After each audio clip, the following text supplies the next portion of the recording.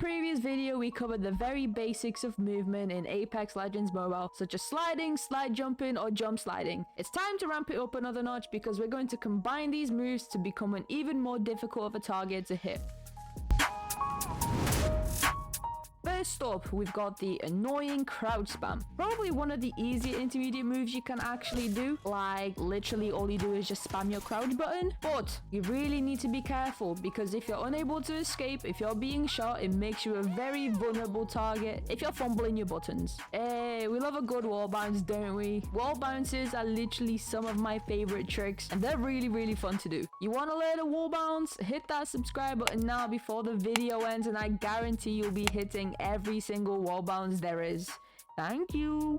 To do a wall bounce, you need to gain enough momentum to go into a slide jump, which we covered in the beginner video. You should gain some height from this going onto the wall from the jump. As soon as you touch that wall, we need to make sure that you can actually bounce off it. In my case, I have auto sprint on, which means once I touch that wall, I need to drag my left D-pad away from the wall in a different direction, otherwise I will keep climbing. So if you're in the same situation with auto sprint on, either turn it off or just do the same as I'm doing. If you perform the wall bounce correctly, it will look like this.